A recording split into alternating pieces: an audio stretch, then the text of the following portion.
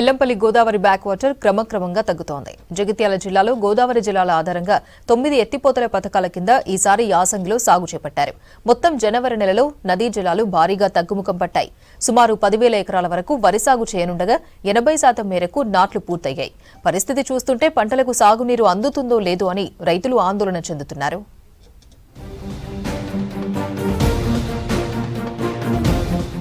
ఎత్తిపోతల పథకాలకు పూర్తిగా నీరందాలంటే గోదావరి నదీ తీరం వరకు నీరు ఉండాలి. ప్రస్తుతం వాటర్ చాలా మేరకు తగ్గి ఓ పాయలా ప్రవహిస్తోంది.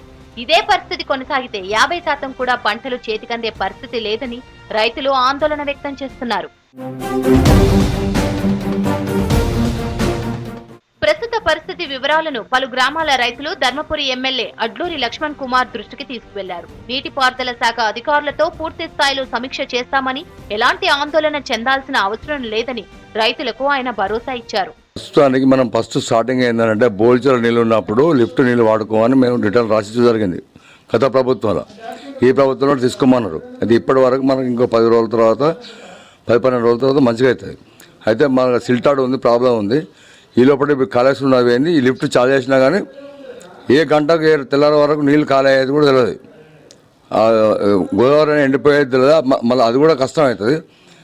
ఇది మా తిమ్మాపూర్ లిఫ్ట్ పరిస్థితి. ఇది ధర్మపురి, వెల్గటూర్, బీర్పూర్ మండలాల్లో గోదావరి నదిపై 9 ఎత్తిపోతల పథకాలు ఉన్నాయి.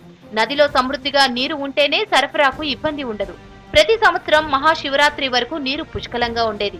ఈ సంవత్సరం మేడిగడ్డ ఖాళీ కావడంతో ఎల్లంపల్లి జలాశయానికి నీటి సమస్యలు ఎదురవుతున్నాయి. ఇక్కడ నుంచి మా ఎల్లంపల్లి ప్రాజెక్టు నుండి నీళ్లు మాత్రం మీరు అక్కడికి తీసుకుపోయే ప్రయత్నం చేస్తే మాకు ఇక్కడ పంటలు ఎండిపోయే పరిస్థితి ఉంటుంది. దయచేసి మాకు ఈ లిఫ్ట్ నీళ్ళు మాత్రం ఇచ్చే ప్రయత్నం చేయండి. 1,000 పెట్టుబడి పెట్టినాం. అన్ని నార్లు పోస్తానికే నీళ్లు పరిస్థితి లేవు, నీళ్ళు వస్తలేవు, బోల్చర్ నీళ్ళు. ఒకటి మాత్రం మాకు లిఫ్ట్ నీళ్ళు వచ్చే ప్రయత్నం చేయాలని మేము కోరుకుంటున్నాం. రాయపట్నం లిఫ్ట్ ఇరిగేషన్లో 1200 ఆయకట్టు కొరకు ఇన్ని రోజులు కొంచెం కరెంటు చేయబట్టి ప్రాబ్లం ఉండే. ఈ నడువ కరెంటు పని అయింది, లిఫ్ట్ నడుస్తుంది. కానీ తర్వాత మన పొట్టదశకు వచ్చేటోళ్లకు నీళ్ళు అందుతాయో అని అపోహ ఉన్నది. కాబట్టి అధికారులు కానీ గవర్నమెంట్ కానీ ఇంత పొలాల దాకా మా దయ తలిసి మాకు నీళ్ళు పూర్తిగా పంట అయ్యేదాకా స్టోరేజ్ ఉంచితే బాగుండని కోరుకుంటున్నాం. రాయ్కల్, బీర్పూర్ ప్రాంతం నుంచి ఏటా వృధాగా నీరు గోదావరి నదిలో కలుస్తోంది.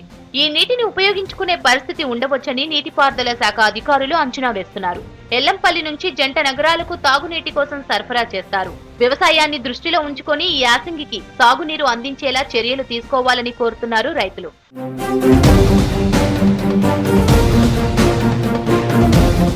వచ్చే 2 నెలల తర్వాత ఎండలు మండిపోతాయని, పంట చేళ్లు పొట్టదెసుకు వచ్చే క్రమంలో ఎండిపోయే ప్రమాదం ఉంటుందని రైతులు ఆందోళన చెందుతున్నారు. నీటిపారుదల శాఖ మంత్రి, అధికారులు ఎల్లంపల్లి ప్రాజెక్టులో నీరు నిల్వ ఉండేలా చర్యలు తీసుకోవాలని కోరుతున్నారు.